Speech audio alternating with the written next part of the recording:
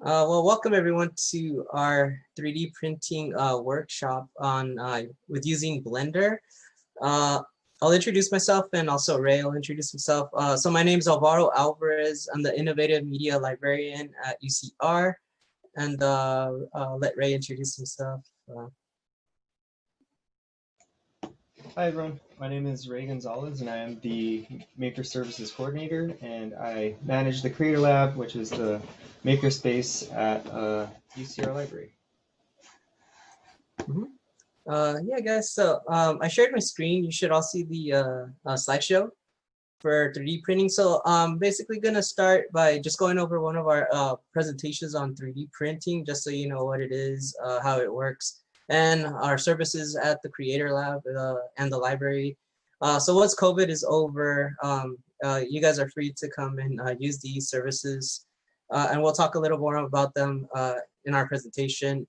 And then after this, I'll go into the actual Blender software, and then I'm going to go over the tool for 3D printing just to kind of get your 3D objects ready for printing, how to clean them up, make sure they don't have any errors. From there, I'll show you how to navigate Blender as well a little bit to get you ready for Raymond's section, where he's going to actually show you how to like go in, how to modify faces, vertices, and edges within Blender so that you can create and sculpt your own things in there to later 3D print. So yeah, let me get started. So 3D printing is an additive form of manufacturing. The reason it's because it's adding material on top of layers. So as you can see in the image, it's printing like the little feet to like a figure, and you see those lines, those are the layers of plastic that it's like adding one on top of the other. So the 3D printer, as you can see in that picture, there's the filament, which is the string of plastic or whatever material you're using. It goes into a hot end that it extrudes the plastic as it melts it at the hot tip. That end will heat the plastic, and then the software, it works off of G code, which G code is pretty much just telling the machine the XYZ coordinates on the plane, and it moves the nozzle according to those coordinates and where like the each point is located, and then it'll know where to extrude plastic, and it hardens pretty quickly, so it'll like melt it, extrude it, layer it, and then as it's moving, it's already cooled off pretty much. So it'll harden the plastic, and you'll have like a nice like solid object. And at the bottom, you can see the picture of the build plate. That's just the where the plastic usually sticks to that pretty well because it heats itself. Some forms of making it stick are using like glue sticks for some older 3D printers. Painter's tape also is another method, but that's usually with older 3D printers. The newer 3D printers have like a build plate that's just it. As long as it heats up, it'll stick to it pretty well. So like world applications for 3D printing. Here are just some examples in these pictures, as you can see. So you can print homes. The top picture is actually a large scale 3D printer where they are printing walls out of cement. So it kind of works the same. It's not heating the cement, but it's just actually extruding the cement in layers. It creates the walls, and then the people just connect the walls together, and they can make a home within a couple of days. Dental has been using 3D printing for a while, as you can see, for like dentures and to make models of the inside of your mouth. On the right, you can see that's like a hand. You can make robotic hands or hands for people that are amputees so that they can use them. And it's a lot cheaper than getting one I purchased from like an online store from like their doctors. I've seen a lot of people print like stuff like this and just put it together. The plastics that you can 3D print with, there's PLA, which is like the lower end plastic that could break a little easier, but then there's like polycarbonate materials and a lot stronger materials that you could use with some more high-end 3D printers where you can create a lot of stuff like this that won't break that easily. And then there's a picture on the left up here where they're using it for pottery. So you can create pots and artistic stuff with it too. So yeah, so those are just some like real world applications that so you can see. Oh, I forgot this image right here in the middle is candy. So I've seen a lot of people create 3D printers just to create candies, or I've seen like a pancake maker too, where it extrudes the batter and it makes like it draws it out for you. So it's really neat. So in the Creat'R Lab, here's a picture of the 3D printers and like the setup that we have. Here's just the name of the models that we have. We have the MakerBots, we have a LulzBot, Workhorse, and a FlashForge Finder. Uh, right now, currently, we aren't printing, unfortunately, because of COVID, but once the pandemic's over and everything goes back to normal, we will be open again to if you have any needs for 3D printing. Uh, so this is a project that Ray worked on recently during the pandemic when it first hit. He created like the face shields and donated them to a hospital. So that was one of the projects early on when the pandemic hit that he took on. As you can see, he printed quite a lot of face shields. So I think at the end, he ended up printing over like 200, I feel. I think it was 175, but then they asked for more. And yeah, so and then you could see right there the amount of time it took. It was like 3 hours almost per shield. That's one thing with 3D printing that usually takes a while to print like small objects. So it just depends too on the infill and little things like that, but and the quality. So, but yeah, all that will affect your time. I don't know if this will, but I think there's a time lapse video we could see of how like the mask was printed. So that's really neat. So you can kind of see like it's printing layer by layer and just adding more plastic on top until it gets to the top and finishes the object. So yeah, you can see that was a time lapse of like a 3 hour print, but and it was a simple print because it was just like back and forth. There's other prints that are a little more detailed where there's a lot of detail, like if you're printing like a face or something like that with a lot of curves, that'll take a little bit longer too. So let me stop sharing. Okay, so now I'm just gonna go into Blender. I'm gonna share that screen. I have the software open. Okay, so I already have the software open, but Blender is an open source software that you can download for free for both Mac and Windows. And there's a lot of things you could do with the software. Currently, I'm working on projects with rigging and animation. Ray likes to work with a lot of visual effects things with Blender. With the workshop today, you're going to learn a little bit about 3D modeling and 3D printing with Blender. You can use Blender for cosplaying. Also, you can use it for video editing. It's like a very versatile tool. There's a lot of uses that you can do for it. And since it's open source, it's always getting new features added all the time. So let me see. So let's get started. So first I'll show you how to add the add-on.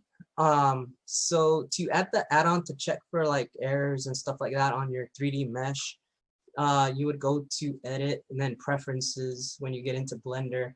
And here's where you would do add, like if you download an add-on from online that isn't already in Blender, you would go here and do install. But since this is an add-on that's installed in Blender already, it's just one of those add-ons that you have to check off to enable it within the software. You just go here to the search, and then if you do 3D, you go down here. I already have it enabled, but if I didn't, I would just need to check it and then refresh, and then it should pop up, and I'll show you where you could find it once you're in the design view. So if you can see my mouse, if I click over here on the right, it says 3D print. That's the actual add-on that got enabled. So here's all the stuff I can do with the add-on. So so let me go over some of the stuff. So this right now is my 3D model. When you open the software, this is like the basic thing that's going to pop up. If you don't want it, you can always delete it. So if you click on it, as long as you're in object mode, and you could tell by the on the top left what mode you're in. There's various modes that you could be in. There's object mode, edit mode, sculpt mode. it just depends what you're doing. So usually you're just going to work within object and edit mode. So, and that's something Ray's going to go into more in detail as he shows you how to model. Right now I can click on like the object. You can see a yellow, it's highlighted yellow. That means that my object is highlighted. So if I hit tab, that's a shortcut to go into edit mode. You can also come up here and just do edit mode. But tab will toggle between both modes. So if you go into edit mode, that's where you can see kind of some of the stuff. You can see like the faces for your 3D print. If you click over here, you have options for those things. If I click on this, it'll allow me to like click on faces within my model.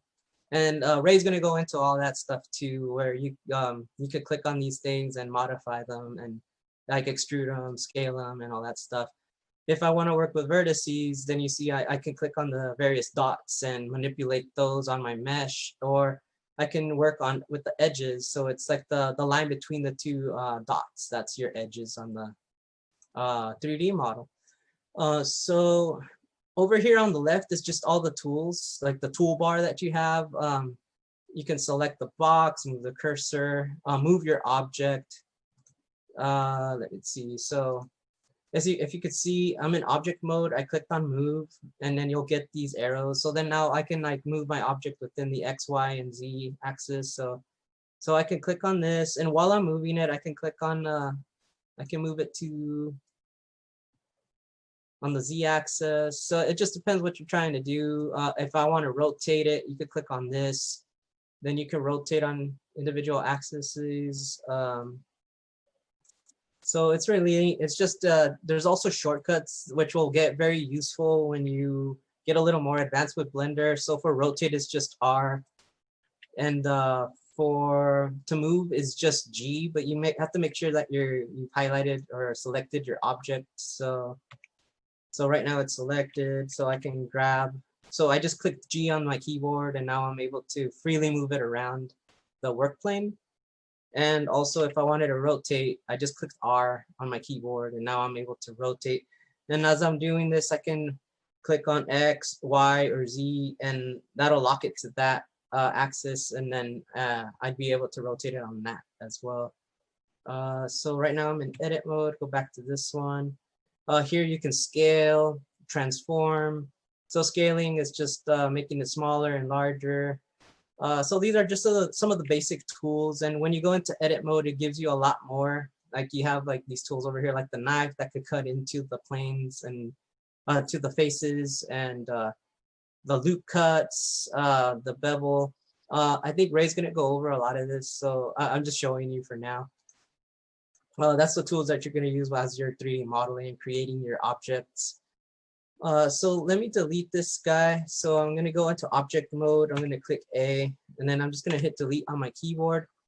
To show you the 3D tool.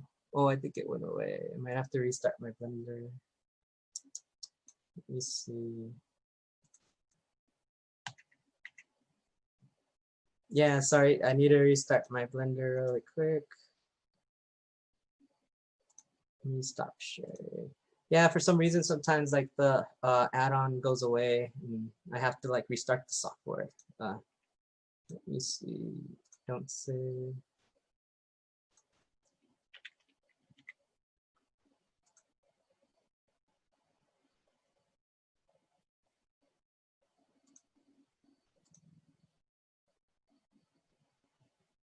Okay.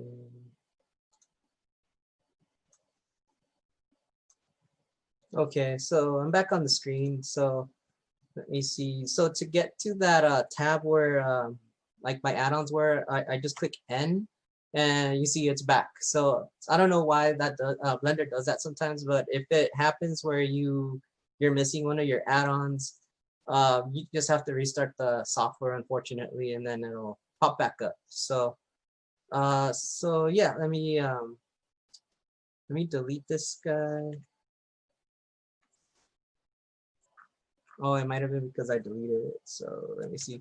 So I'm going to do Shift A. I'm going to bring in this guy. And so to add something in Blender, you can either go up here to add, or as you can see, it's Shift A, which is the shortcut for it. Uh, so this is just a basic model that was already in Blender. As you can see, there's other stuff you could use like cylinders, circles, cubes, planes. But for now, I'm gonna just use this guy to show you the tool for fixing like some of the errors in the meshes before you send it off to 3D print. So here you can select your object, and then you can check the volume of it on the top and the area. So these two are actually useful. Like if you're gonna 3D print it, it just gives you like the number down here in case you're trying to get a quote maybe from someone, just to know what the volume is of the mesh, the current mesh that you're gonna print. So it's just it's a guess too, because once you 3D print, you can also tell it the infill, which it could be like a very thin infill, or it could be a solid object. So that'll also affect how long and how expensive your prints are if you're going to like a third party.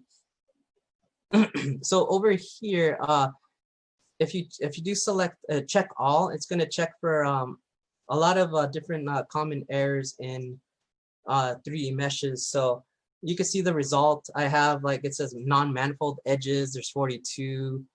Then I got some intersecting faces. I have 57 of those. Some non-flat faces, some thin faces, and everything else seems okay. And then some overhangs. So let me see. I can go over, I'll show you a trick. So I'm gonna go into edit mode.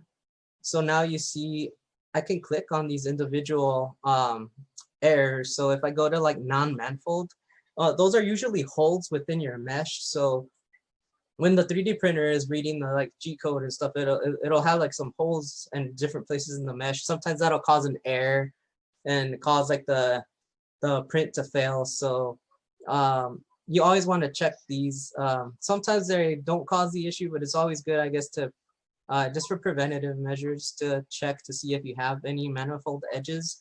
So as you can see, there's a little highlighted area on my mesh, and that's where the holes are located.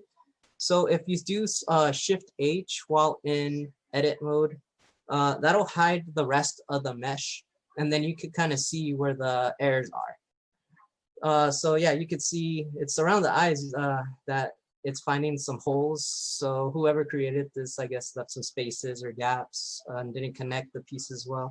To go back, you could do Alt H on your keyboard, and it'll bring back the mesh.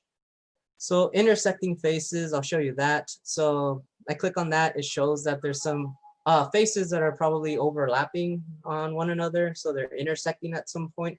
So again, Shift H on your keyboard will get rid of everything else. And then you could kind of zoom in and look, and you can kind of see, yeah, that there are some faces that are just cutting into each other. So that can also cause errors on your 3D print. So Alt H again to bring back everything. Non-flat faces, so you can see I have a few of those that might be kind of off a bit. Thin faces, those are just areas that might have been stretched out too much or are very thinned out. So sometimes when you scale it, if you scale it down, it might fix the problem. But yeah, these could also cause errors when you're 3D printing. So the last one is overhang faces. So these are just areas on the 3D print where if you don't add support when you're 3D printing this object around these highlighted areas, the print will definitely fail because the plastic won't harden fast enough to like hold the structure. So it'll like melt down, and then it'll just cause a lot of mistakes when the print head travels around that area. So for that, when you actually go into your slicing software for your specific 3D printer, you can always have the option to add support to your file. So with this one, for sure, you would need to add support because you can see there's a lot of overhangs where it would just fail completely. So after you're done checking all these errors, all you have to do is go to cleanup, and then you just click on this, and it should take care of a lot of the stuff for you. So let me see, I'll go back to object mode. So You can also go in there manually and fix some of these problems yourself, but that would take a lot of time. So I would just use that button for now, and as you get more advanced, you can actually go in one by one and make the corrections yourself. And then finally, when you're all ready to go, you just go down to export. You select the location where you want to save your file. Once you select the location, the file type, which usually STL is one of the most common files for 3D printing, but they have OBJ, PLY. So you just select the format you want, hit export, and then you'll have your file ready to import into a slicing software for your specific 3D printer model, and then that's where you would start your 3D print. So that's the portion that I was going to go over. So now Ray is actually going to go into more in detail on how to like manipulate these faces, these vertices, these edges, and how you can create something in Blender, like something that's custom to you, what you want to do to 3D print later.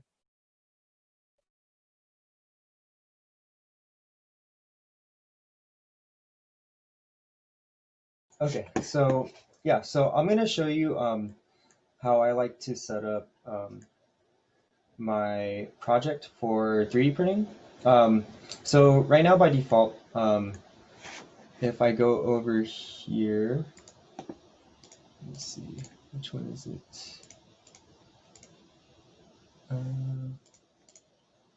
Sorry, I forgot which one it was. Oh, here. So if I go to my scene, so by default, it uses the metric system, right? And each square, right? Each unit is a meter. So what we want to do is we actually want to change this to millimeters so that when we create our object and we export it to our slicing software, it's to the correct scale. So what I'll do is I'll actually, I can leave it at metric. And then I'll do my length as millimeters. And then for unit scale, I believe,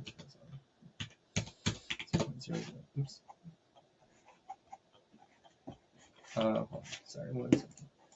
Let me just make sure. So I actually go into, oops, item. Yeah, so right now it's showing that this, so because we changed it to millimeters, now it's saying that this is 2,000 millimeters, right? So that's 2 meters.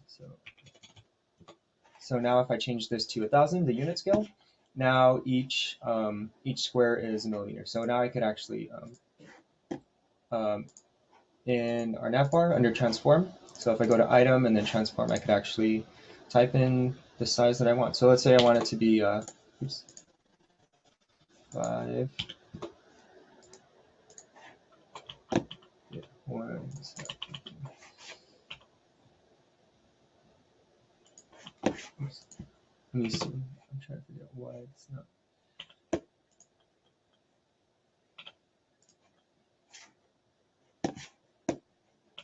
But yeah, so now I could actually scale it to size in millimeters. And let me see. There.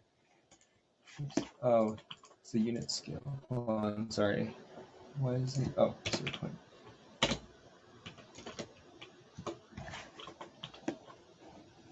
Oh, I think it's here. Oh, there. Sorry. Okay, so you want to keep the unit scale at 1 here, but when we go to our viewport overlays, we want to set the scale to 0.001 so that oops. So if I do 1 by 1 by 1, and I put this there, so now it'll show as each square, right, being 1 millimeter, right? Okay, so so I like to do this because so that way when we export to the slicing software, it will it would import correctly.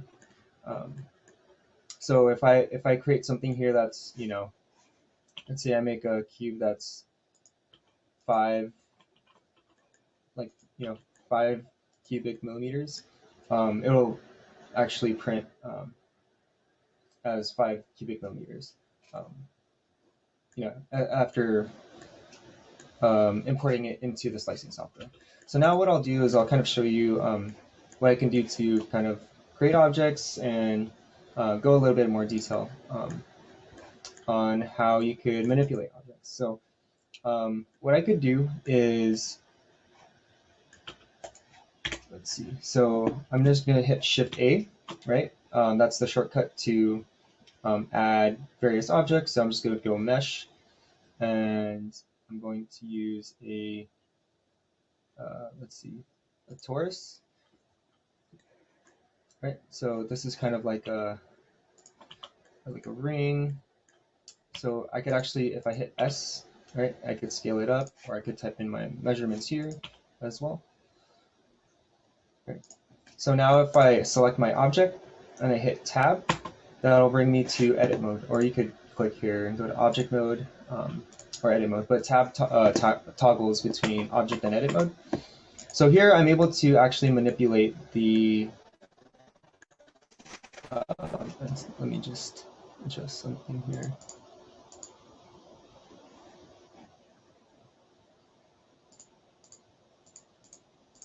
Okay, so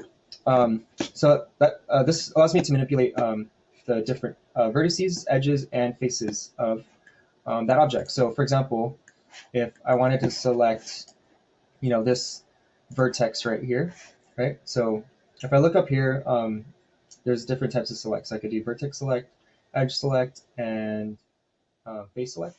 So if I grab a vertex, right, which are these dots, I could move it around. So if I hit G, right, so G is the shortcut to move objects around. So I could actually manipulate it and kind of move it around as I want to. If I hit X, it's going to snap to the X-axis. If I hit Y, it's going to snap to the Y-axis. And then if it's Z, it's going to snap to the Z-axis. Right? So I could do that with vertices, or I could select a specific edge, right? So same thing here. I can manipulate it how I want to. I could also change the size of the vertex or the edge, right? Or I could actually just select a face, right? Same thing here. So this is how I could also manipulate it. Let's say that, let me see. Actually, let me create a new torus. So I'm going to do Shift A, torus, and then where it says here, where'd it go?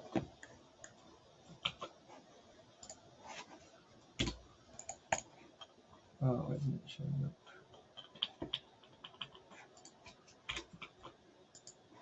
Okay.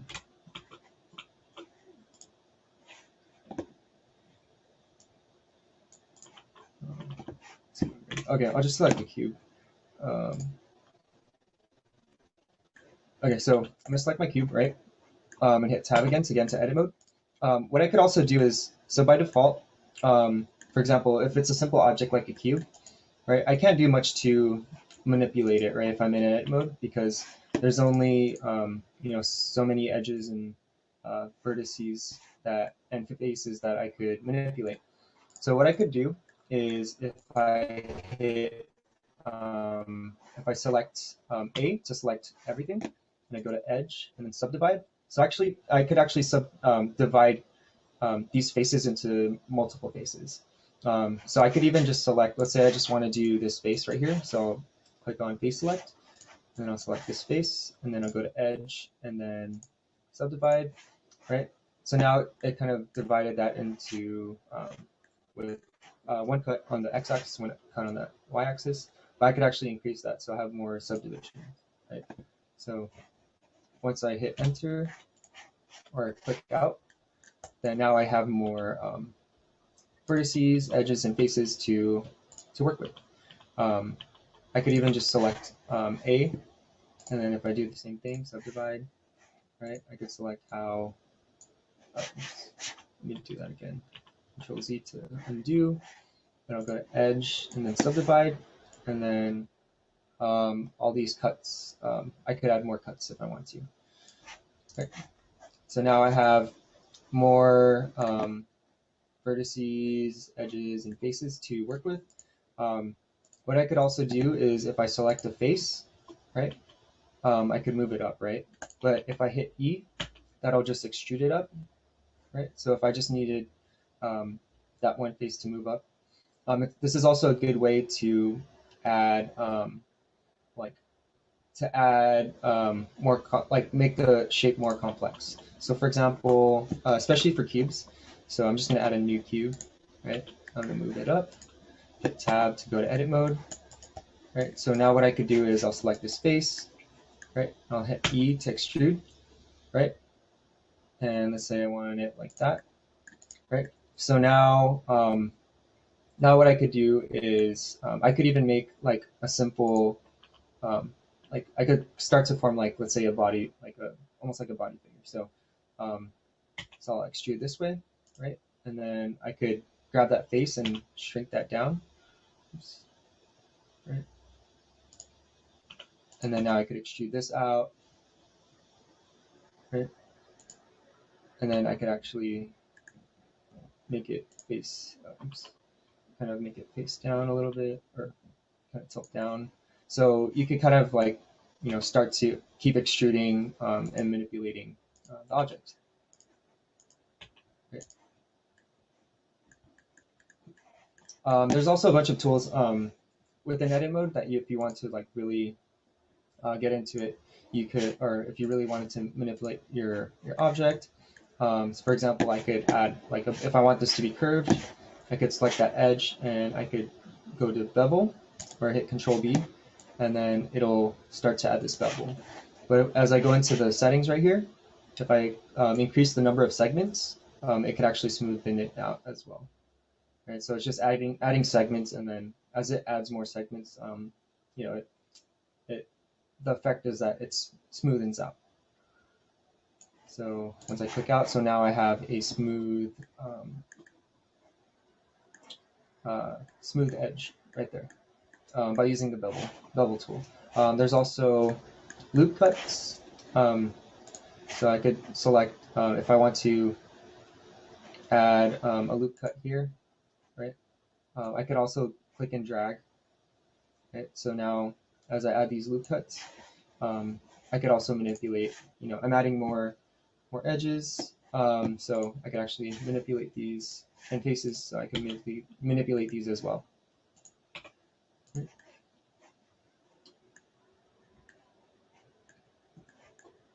What you could also do is, so, you know, let's say like maybe what I want to 3D print is a little more complex than what I like would make sense for me to try to model. So I could actually go to a website.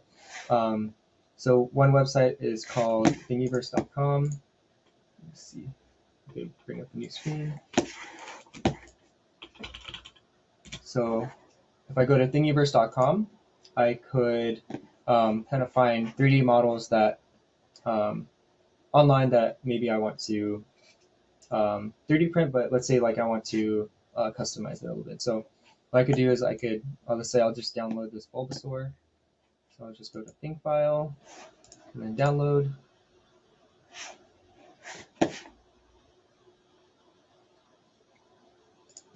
All right. So then now that I downloaded that STL file, I'll just go to File and then Import, and then STL. I'll go to Downloads, and there's my STL file. I could actually scale it if I wanted to, but I'll just leave it at 1 and click Import File. And I think it might be kind of big. Okay, so it's really big. So I'm going to just scale it down. Let's see.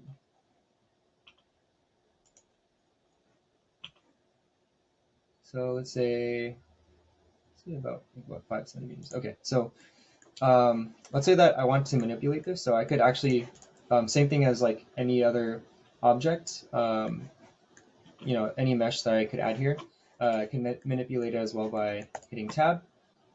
And because it's so, like it's so complex, you can see how much detail there is. what I could do is like I could actually even simplify it to make it easier to manipulate or to edit. So if I go to mesh and then cleanup, right? Well, first I have to select all of the. I'll hit A to select all of these spaces. Then I'll go to mesh, cleanup, and then decimate geometry. So what this will do is it'll actually reduce the number of triangles.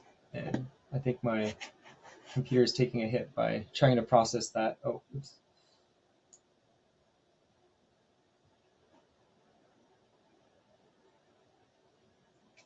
Let's see if I could just type it in.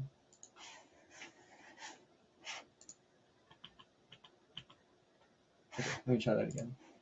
So I'll go to cleanup, decimate geometry, and you'll usually get objects with a lot of these like super high res. Let's just do 50.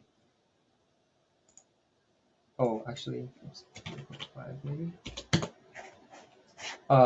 You usually get objects with like a bunch of triangles and like super detailed, like kind of like how this is. Usually, if they're done in like a sculpting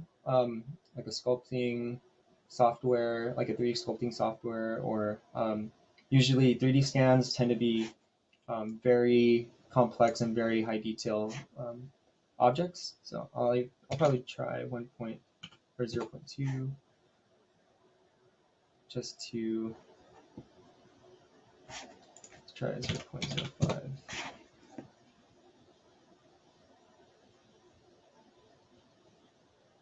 Okay, so that's a little bit better. So now that it's like simplified a little bit more, what I could also do is there's also this tool called proportional editing.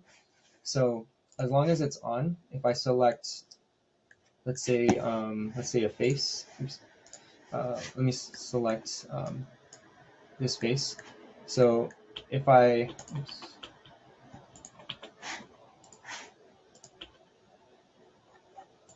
oh, oh, I don't know why it's not working. But pretty much what it'll allow me to do is, I'll just try it with another object.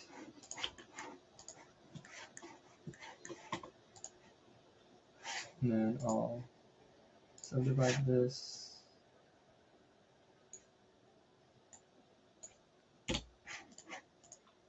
So what this will allow me to do is, let's say I select a point here. I think it's because of the unit size. But normally, sorry, I'll just open up a new project just to show you. Okay, so if I have a more complex object, right, so I'll select the space, and then I'll go to edge and subdivide. Okay. So now if I select this and have proportional editing on, what I'll be able to do is, instead of just selecting, so if I have it off, right, then what it'll do is like it'll just select those, whatever I have selected. And then now I'm only I'm only controlling those. The advantage with having proportional editing on is that now I could kind of control kind of like a range of, objects like around that, around those selected those points. So if I scroll up and down, I could kind of make that range bigger, and then I could actually manipulate it. So it makes it easier, especially if you're just trying to get, if you want to make it a little bit smoother. If you just want a bump or something in your object, right, you could kind of just add that. Let me delete this. I'll go ahead and import, let's see.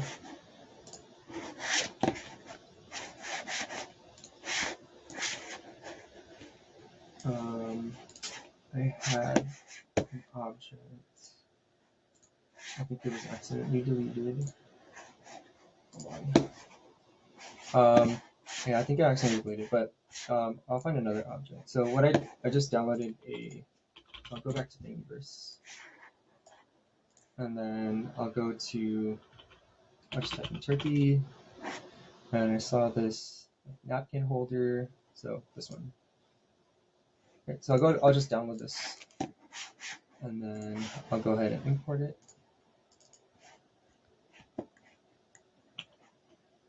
Right, and then again, when I want to go into my scene, make sure that my units are in millimeters. 0.001, and then I'll go to scale 0.001. All right, so let's say I want to manipulate this, and let's say I just want to add objects to it.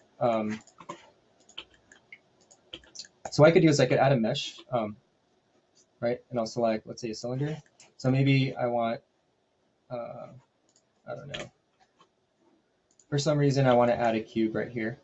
What I could do is I could actually join these together. So using a modifier called Boolean. So I'm going to go ahead and click this right here, and then I'm going to say I'm going to click on this this wrench, which is the modifier properties. Then I'll add modifier and then Boolean. So now I need to do is, so there's actually three things you could do. So you could say intersect. So that means wherever the two objects, or the object and the object you select here, are intersecting, that's what you'll keep. Union just means that you'll add whatever object you select. So I'm going to select this object right here. So union means that it's going to add this cube onto, this napkin holder object.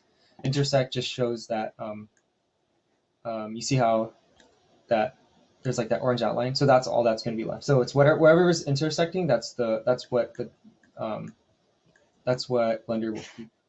Or I could say different. So let's say I want to cut out, this object using this cube. So I'll show you. I'll show you union first. So then after that, I'm going to just click on this down arrow, and then I'll click on apply. Right. So now if I move this cube over, you'll see that now this is part of the mesh, right? Because we added it using the Boolean modifier. Let's say I wanted to take the difference. So I'll just click on same thing, right? You select your object, add modifier, Boolean modifier, and then select the object that you wanted to interact with. So I'm going to click on difference. So now what will happen is, so now if I move this over, you'll see that it kind of cut out, where it was intersecting with the cube, it cut that out.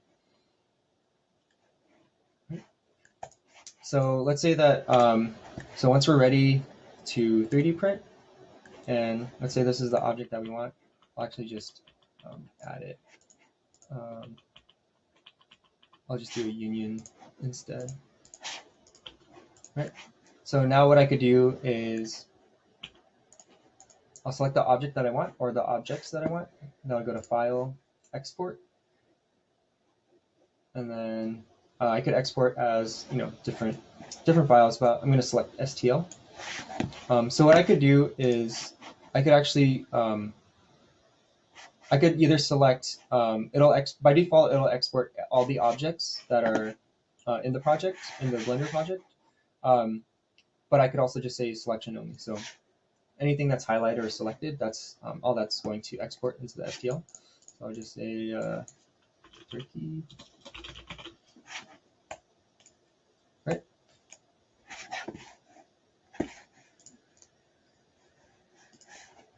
So now I'm going to bring up my slicing software. So in this case, this is Cura. So the slicing software, it really depends on what 3D printer you have. Cura is like an open source, popular open source slicing software that a lot of open source 3D printers use. But it also, again, it depends on what 3D printer you have, because a lot of 3D printer manufacturers have their own software that you could only use that software with that 3D printer. So I'll go ahead and I'll open I'll import my turkey, and we made it really small, but you can kind of see that it imported here, right? So I could actually, I'll just scale it up just so it's easy to see, right? So this is what we did. We just did something simple and added the cube, right? And you can see that our design is not optimized for 3D printing, right? Because now it has all of these faces that need support. Actually, yeah, let me edit that. Or maybe what I'll do is I'll just end up doing I'll do what's it called? I'll do an intersect.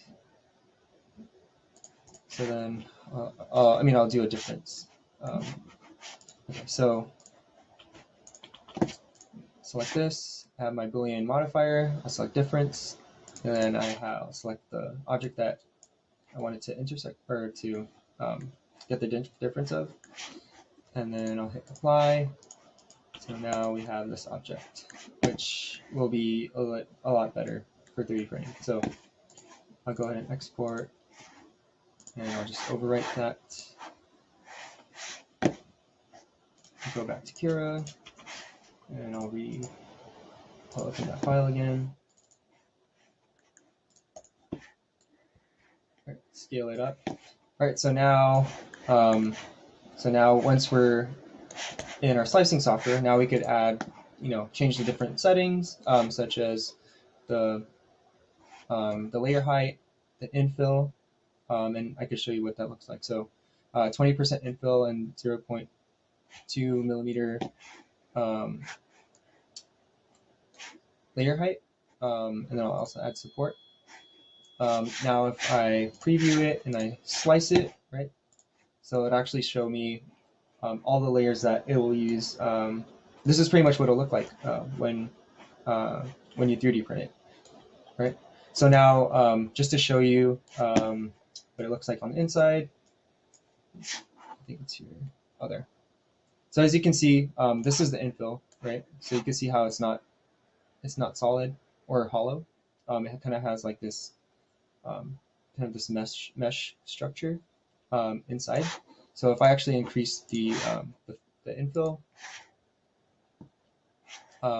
you see how that's the higher the infill, the more obviously the more plastic it'll use, the longer it'll take, but the more I guess solid, and it'll probably be a stronger print.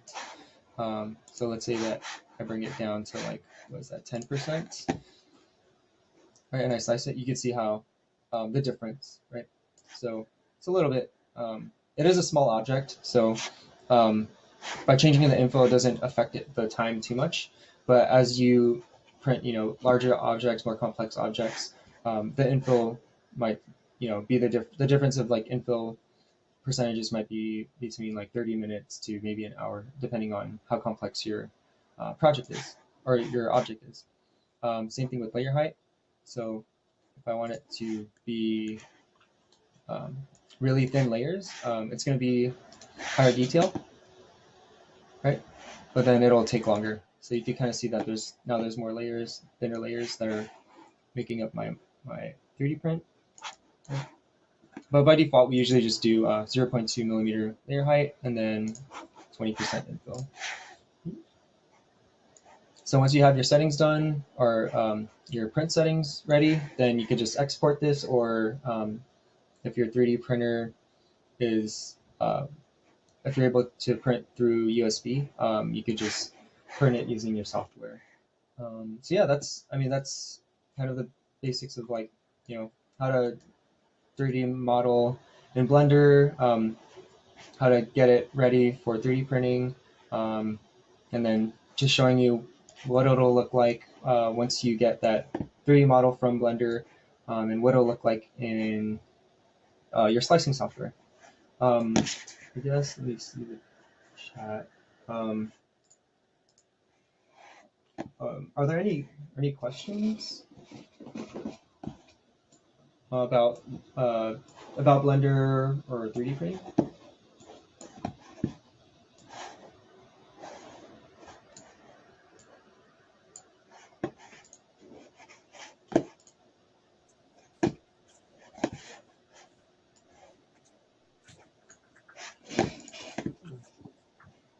Well, yeah, thank you everyone for joining us. If no one has any questions now, you can always reach us. You can email us. Ray Creator can Lab. you type the email in the chat? Yeah. Yeah. So Ray's typing up the email in the chat. You can reach us there if you have any questions that you could think of after this. And yeah, once like the pandemic's over, feel free to come by the maker space, the Creator Lab in the library, in the Orbach library, and we can always sit down and we can show you some more stuff. So, or if you wanted to 3D print something, feel free to come by too. I believe the first print up to 20 grams is free, right, Ray? For printing, and then academic 2 is free, and after that it's just a small charge, but it's just to replace kind of a material we use.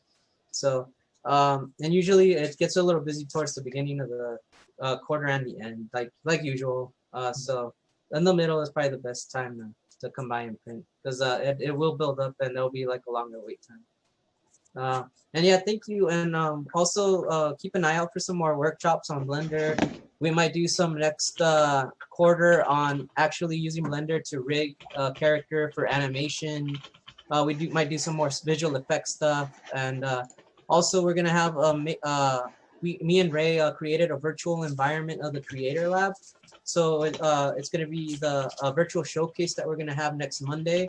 You can sign up through Eventbrite, and you will be given a link to join the room. And it's pretty much a VR environment where you can walk around and kind of see like the stuff that we have in the actual physical lab space. So you can walk around, learn more about the stuff, the services we offer. And Ray and I will be in the room on Monday from between 11 to 1 p.m. So you can come by.